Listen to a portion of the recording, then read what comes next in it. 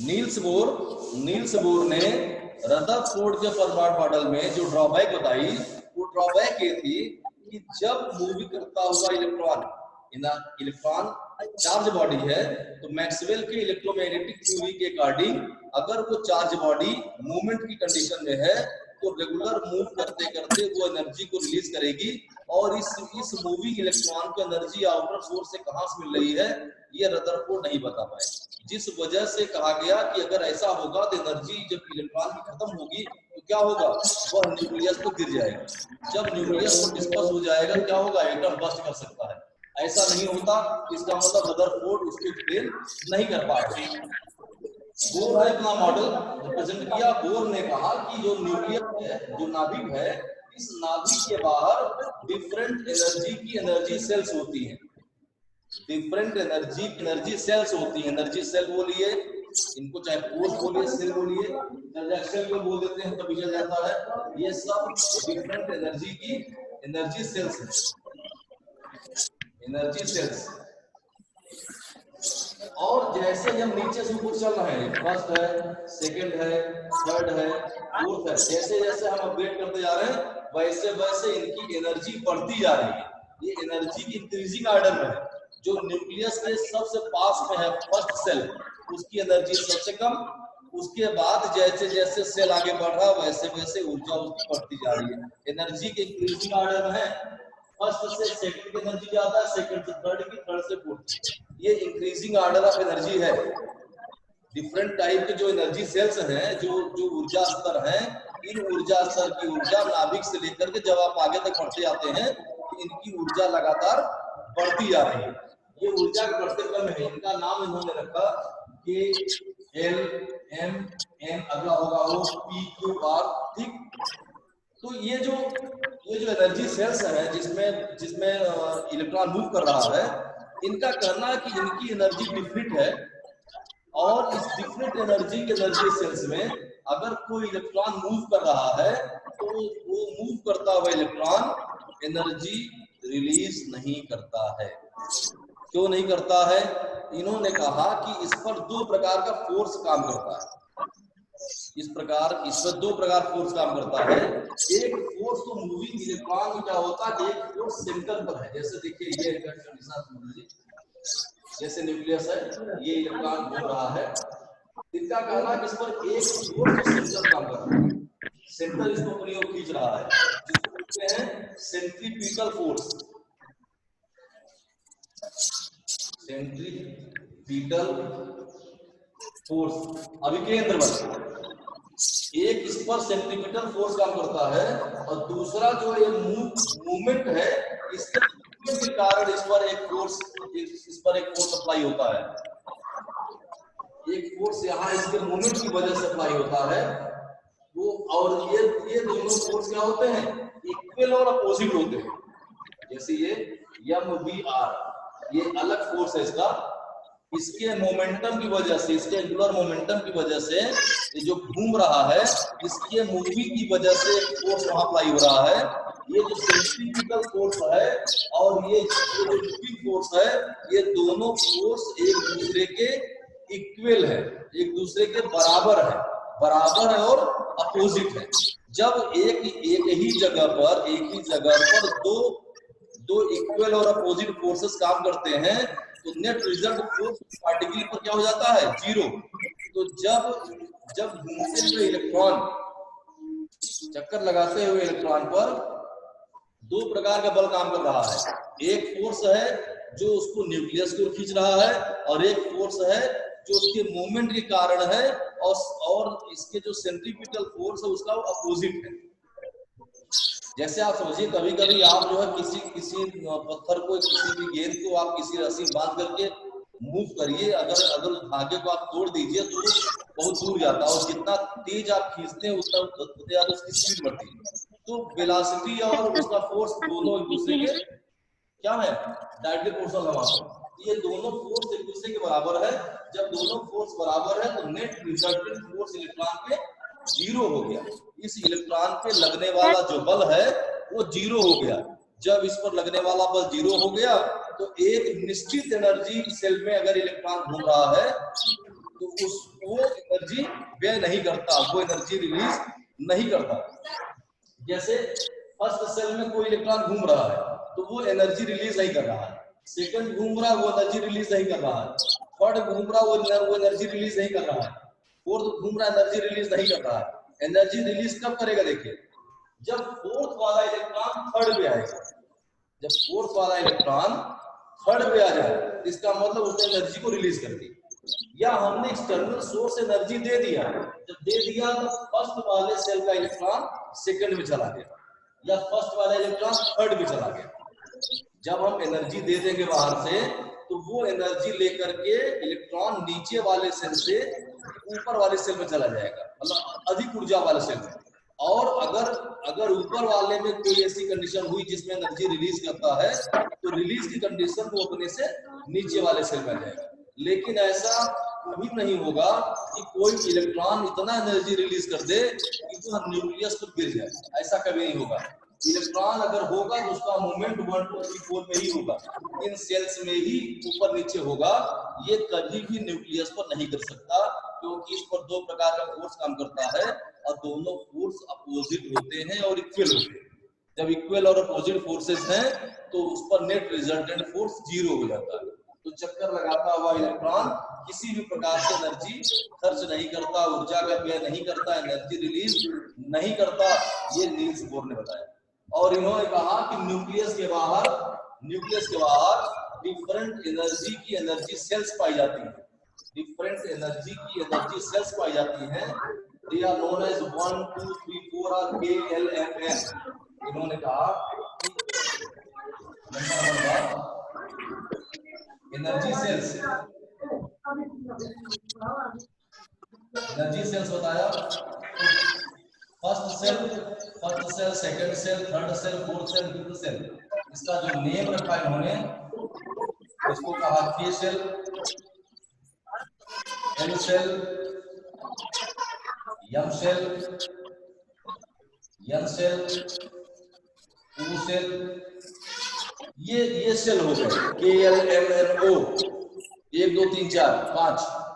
ये जो different energy के एनर्जी सेल्स हैं, इन एनर्जी सेल्स में चक्कर लगाता हुआ इलेक्ट्रॉन रहता है और एक कोष में निश्चित इलेक्ट्रॉन होते हैं। अब इन्होंने डिस्ट्रीब्यूशन की बात कही कि distribution of electron among shells. ये जो डिफरेंट एनर्जी सेल्स होती हैं, इनके इलेक्ट्रॉनों का डिस्ट्रीब्यूशन क्या है? Distribution of electron in different energy shells, ये बात नील्स बोर ने बताई, जिसको बोलते हैं बोरबरी रूल, बोरबरी का सिद्धांत।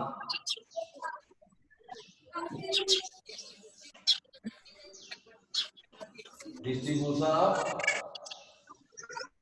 Electron in energy shells. ऊर्जा स्तर में इलेक्ट्रॉनों का वितरण,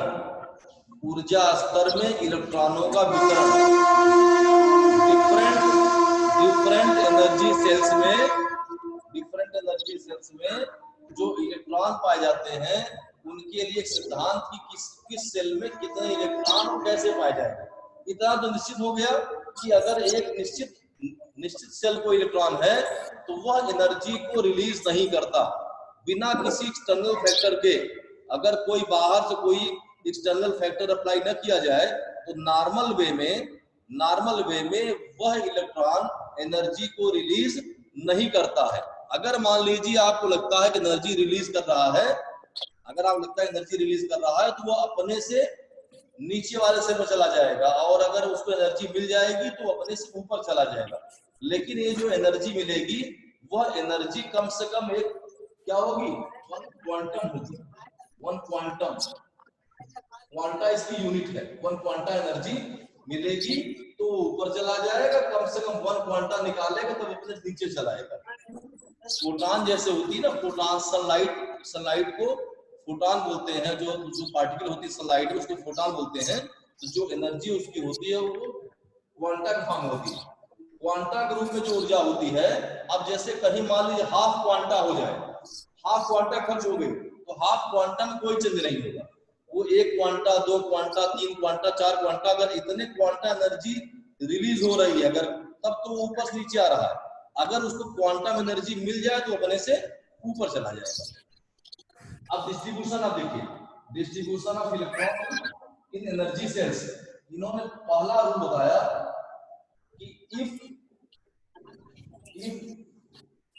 number of shell equal to n, अगर मान लीजिए कि number of shell small n है, मान लीजिए कि कोषों की संख्या कितनी है n, अगर मान लीजिए कि कोष की संख्या कितनी है n, number of shell is n, then क्या होगा, then number of electron in shell equal to 2n square. Shell में इलेक्ट्रॉनों की संख्या 2n स्क्वायर होगी।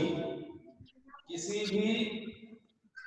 भी कोष में अधिकतम इलेक्ट्रॉनों की संख्या 2n स्क्वायर होती है।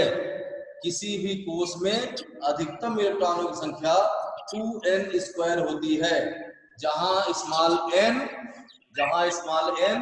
कोषों की संख्या है, जहां स्मॉल n कोषों की संख्या है। अब आप एग्जाम्पल देखिए, ये जो सेल्स इनके हैं उसमें कितने इलेक्ट्रॉन पाए जाते हैं, नंबर ऑफ इलेक्ट्रॉन इन के सेल, के सेल में इलेक्ट्रॉनों की संख्या कितनी होगी, के सेल में इलेक्ट्रॉनों की संख्या होगी 2 × 1 का स्क्वायर। ये है first shell, 2 × 1 square that is 2।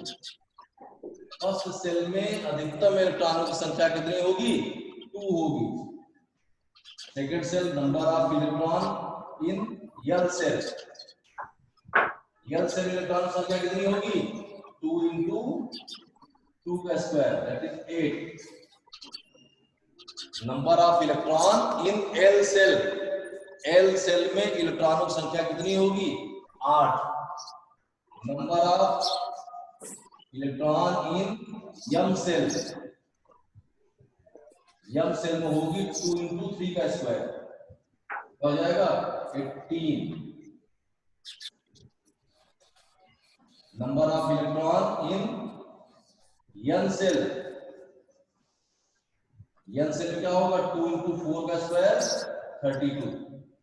तो ये देखिए नंबर ऑफ इलेक्ट्रॉन है, maximum number of electron in shell 2, 8, 18, 32। ये इलेक्ट्रॉनों की अधिकतम संख्या है, यह इलेक्ट्रॉनों की अधिकतम संख्या है जो किसी कोष में पाई जाती है।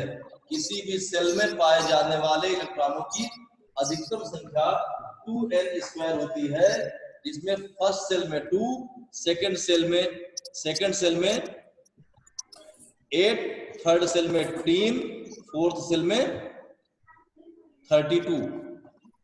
ये इलेक्ट्रॉनों की संख्या है, मैक्सिमम इलेक्ट्रॉनों की संख्या इतनी होगी।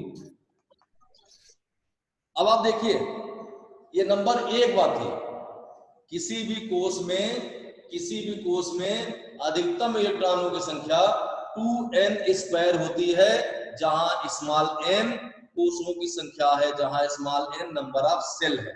अगर नंबर ऑफ सेल 5 हो जाएगी तो नंबर ऑफ इलेक्ट्रॉन 50 हो जाएगी। ठीक है, पहला रूल का ये था डिस्ट्रीब्यूशन। नंबर 2 रूल ये था कि जब हम लोग किसी भी सेल में इलेक्ट्रॉनों को फिल करते हैं तो उसमें मैक्सिमम इलेक्ट्रॉनों की संख्या 8 होनी चाहिए। Maximum number of electron in a shell is 8। किसी भी कोष में अधिकतम इलेक्ट्रॉनों की संख्या 8 हो सकती है। 8 से ज्यादा इलेक्ट्रॉन किसी भी कोष में नहीं हो सकते। पहला सिद्धांत है।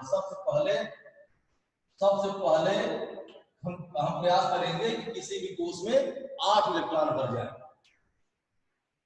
Maximum number of electron in a shell equal to 8। किसी भी कोष में अधिकतम इलेक्ट्रॉनों की संख्या 8 होती है। 8 होती है। ये 8 का मतलब नहीं कि अब आप कहेंगे सर अभी आपने 32 कहा, अभी आपने 18 कहा, अब आप 8 कह रहे हैं, ऐसा नहीं। उसमें है किसी भी कोष में मैक्सिमम क्षमता क्या है। जैसे फर्स्ट सेल में 2, अब फर्स्ट सेल में यदि नियम लागू नहीं होता, ये एक्सेप्ट फर्स्ट सेल, यह रूल फर्स्ट सेल में लागू नहीं होता। पहले कोष में अधिकतम इलेक्ट्रॉन संख्या 2 होती ही है, तो उसमें 8 की कोई बात ही नहीं है, उसकी स्टेबिलिटी 2 है। अब जब सेकंड में आएंगे, सेकंड में 8 होती है, उसमें कोई बात नहीं। थर्ड में भी जब फिल करेंगे तो पहले हम लोग 8 ही फिल करेंगे। फोर्थ में भी कभी फिल करेंगे तो पहले हम लोग 8 इलेक्ट्रॉन ही फिल करेंगे। किसी भी सेल में सबसे पहले जब इलेक्ट्रॉनों को भरना प्रारंभ करते हैं तो सर्वप्रथम उसमें 8 से ज्यादा इलेक्ट्रॉन नहीं भरे जा सकते। ठीक। इसके बाद आता है नंबर 3। नंबर 3 में यह है कि जब आपको लगे कि वहां 9th इलेक्ट्रॉन भरना है, 9th इलेक्ट्रॉन, जैसे 8 भर दिया मैंने, अब जैसे फर्स्ट सेल में 2 इलेक्ट्रॉन होता ही है, उसमें ये रूल लागू नहीं। सेकंड वाले में 8 इलेक्ट्रॉन मैक्सिमम होता ही है, उसमें 9वां इलेक्ट्रॉन आएगा ही नहीं। थर्ड सेल में जहां 18 होता है, फोर्थ में जहां 32 होता है, ऐसी सेकंड सेल के बाद जहां पर आपको लगता है कि 8 के बाद 9वां इलेक्ट्रॉन की जरूरत है, तो वहां पर 9वां इलेक्ट्रॉन, 9th इलेक्ट्रॉन उस स्थिति में आएगा जब उसके आउटर सेल में 2 इलेक्ट्रॉन न भर जाए। जब 9th electron filled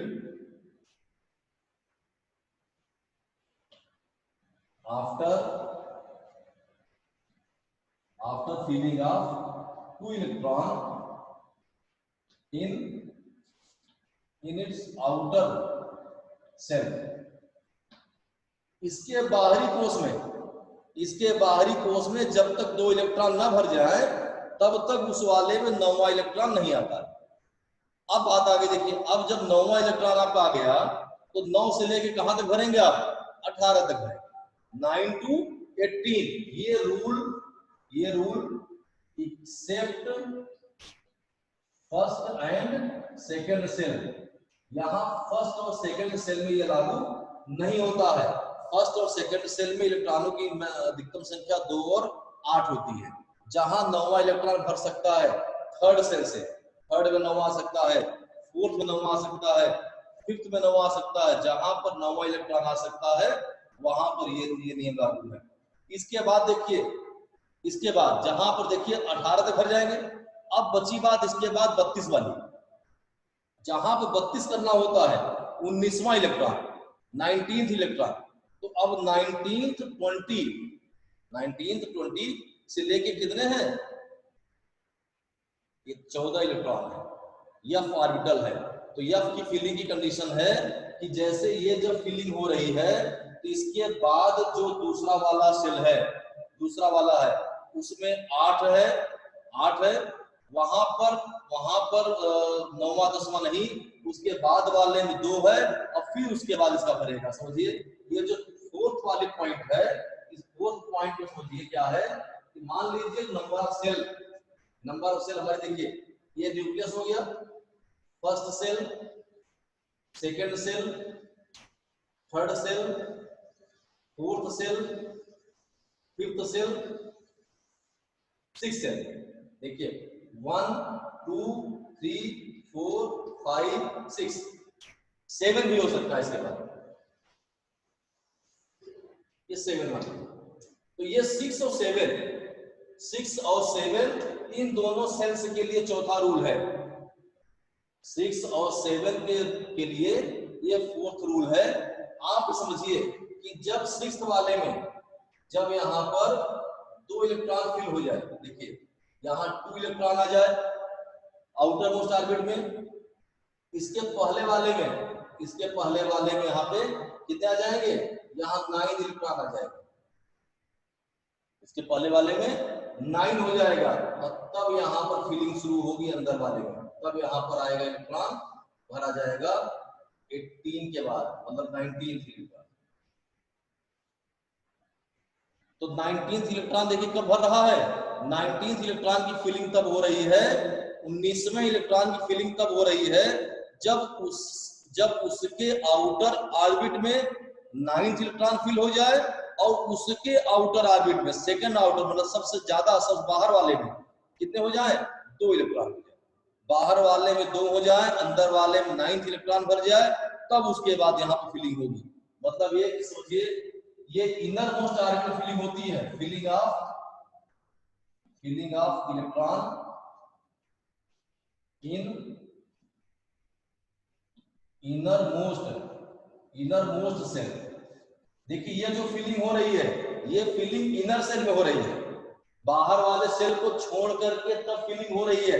9th electron तो तब आया जब बाहर वाले में 2 इलेक्ट्रॉन आ गया, जब आउटर मोस्ट ऑर्बिट में 2 इलेक्ट्रॉन आ गया और फिलिंग अंदर वाले 9th की हो रही है। इसका मतलब इसकी जो फिलिंग है ये फिलिंग हो रही है फिलिंग ऑफ इनर सेल, ये फिलिंग ऑफ इनर सेल है, ये फिलिंग ऑफ इनर सेल है। कौन सा, नंबर 3 पॉइंट। नंबर 4 है filling of innermost orbit. तो इनर मोस्ट ऑर्बिट का मतलब है कि इनर मोस्ट मतलब होता है बाहर से छोड़कर, बाहर से 2 सेल छोड़कर अंदर वाले सेल में फिलिंग होगी, बाहर वाला सेल उसके अंदर वाला सेल उसके बाद वाले सेल में फिलिंग हो रही है। मतलब ये कि आउटर सेल यहाँ पर होगी 6 या 7, उसमें 2 इलेक्ट्रॉन फिल होगा।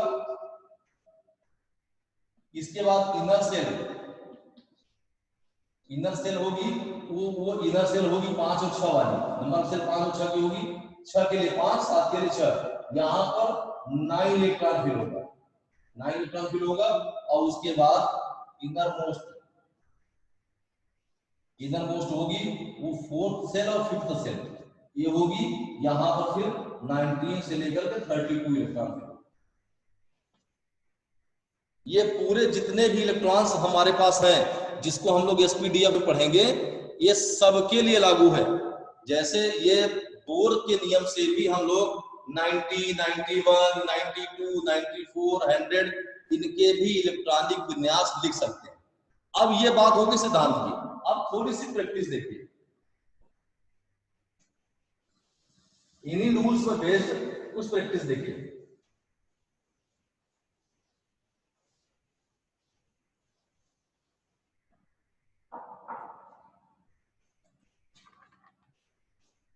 देखिए ये होता है सेल, के है, एल है, एम है, एन है, ओ है, पी है, क्यू है, आर है, एस है, ये सेल के नाम है।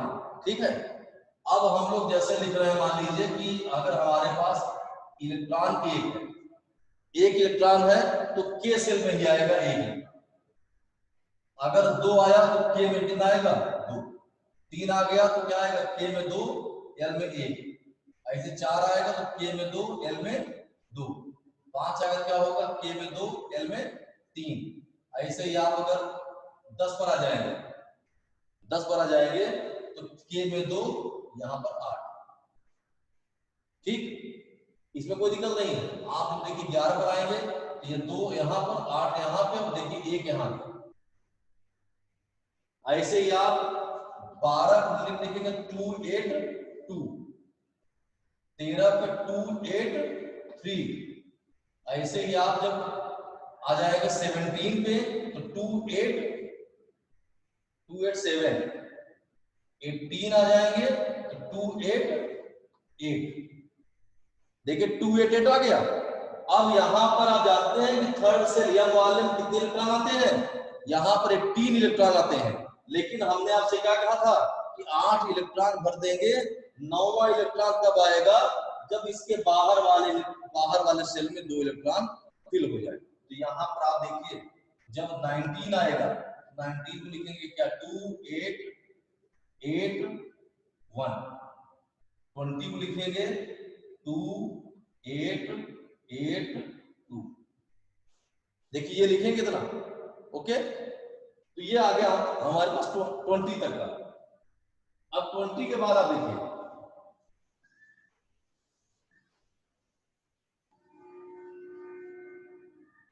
20 बाद देखिए, जैसे मान लीजिए मेरे पास 21 आ गया, 21, तो 21 में क्या था, 20 पर देखिए 2 था, यहाँ 8 था, यहाँ 8 था, यहाँ 2 हो गया था। अब मैंने कहा यहाँ 9 है, 2 8, थोड़ा सा ज्यादा है, 2 यहाँ 9, ठीक। 2 8 9 2, 21 का मतलब यहां देखिए, अभी 21 मैंने क्या लिखा, 2 8 8 2। अब जो 21 है तो देखिए उसमें 9 आ गया। अब ये 21 से लेकर के ऐसे ही 22 2 8 10 2, 23 आया तो 2 8 11 2। क्यों 24 एक एक्सेप्शनल कैलकुलेशन है जहां 2 8 13 1 लिखा जाता है। ये फॉर स्टेबिलिटी है, ये बोला जाता है अकॉर्डिंग टू बोर, ये एक्सेप्शन है। हम लोग इसको जब सबसेल्स में इलेक्ट्रॉनों की फिलिंग पढ़ेंगे तो वहां पर हम लोग इस एक्सेप्शन को भी दूर कर लेंगे।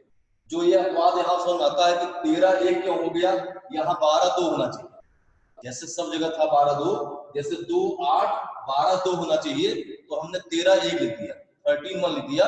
ये एक्सेप्शनल कॉन्फ़िगरेशन है जो बोर ने अपने से बताया कि ये फॉर स्टेबिलिटी है। लेकिन क्यों बताया ये इन्होंने आंसर नहीं दिया। इसका आंसर हम लोग जब आगे पढ़ेंगे सबसेट में फिलिंग को, तो हम वहां समझाएंगे कि ये करेक्ट है, ये सही है, अब क्यों लिखा था उसका आंसर वहां हम देंगे। लेकिन देखिए जैसे 25 पर आप आ जाइए, 25 पर क्या है, 2 8 13 2। ऐसे ही आप 30 पर आ जाइए तो 2 8 18 2। देखिए बढ़ गया। अब हम लोग 18 वाला सिद्धांत तो पढ़ दिए। अब इसमें देखिए, अब जब अगला इलेक्ट्रॉन आएगा तो यहां भरा जाएगा 3 से लेकर कहां तक, 8 तक। जैसे अब 31 से लेकर 36 तक आप आएंगे तो यहां पर 8 हो जाएगा, 9वां फिर यहां नहीं आएगा, फिर इसके बाद वाले में भरा जाएगा इलेक्ट्रॉन। जैसे देखिए ये आपका आ गया 31, 31 क्या होगा, 2 8 18 3। ऐसे 36 आप पढ़ेंगे तो 2 8 18 8, ये 36 हो गया। तो देखिए ये रूल है, आप इसकी सहायता से पूरा 100 तक लिखिए घर पे प्रैक्टिस करके, आप इसको लिख सकते हैं। आप देखिए जब 37 आप आएंगे, 37 तो 37 मतलब क्या हुआ, 37 मतलब हुआ इसके बाहर वाले में 2। तो देखिए 2 8 18 8 1, वो में आ गया। देखिए 38 आप आ गए तो 2 8 18 8 2 हो गया। अब जब 39 आएंगे तो 39 वाले यहाँ 9 हो जाएगा, 9 से लेके 18 तक जाएगा ये, फिर 18 के बाद फिर हम लोग इसको 8 करेंगे, फिर इसके बाद वाले, ठीक है। ऐसे ही आप इसको फिलअप करिए।